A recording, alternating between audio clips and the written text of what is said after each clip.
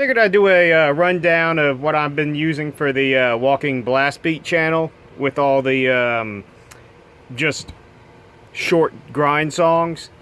I'm writing everything and tracking everything with this Jackson Dinky.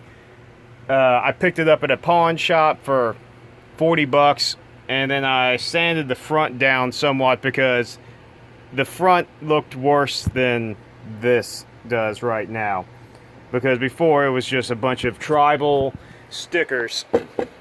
But I'm running that into my Countryman 65 DI box and into my 5152.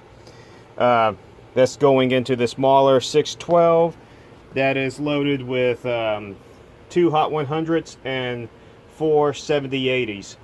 I'm miking the 7080 out, and then when I go back to retrack the secondary guitar tracks, I'm going to be probably miking up the Hot 100s, and I haven't decided if I'm going to still use the 5152 on it or if I'm going to switch up to a different amp for that. Bass wise, I'm using this was it a ML series Dean. I actually picked this up for 70 bucks shipped off eBay about I want to say 10 years ago.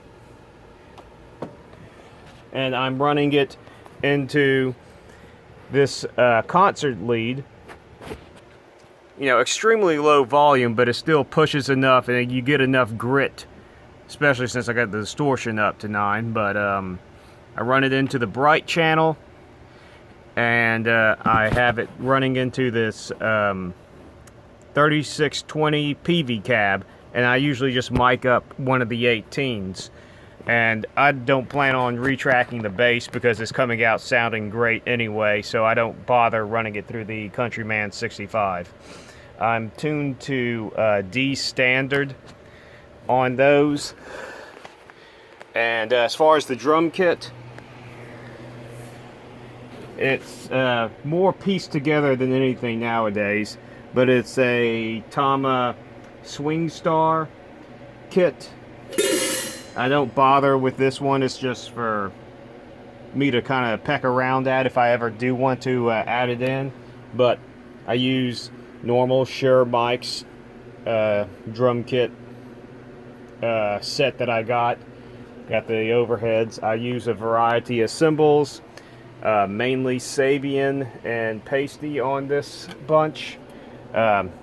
Usually I'll mix up with some Zildjian and Minial whenever I have those. It just depends on what I have at the time whenever it breaks.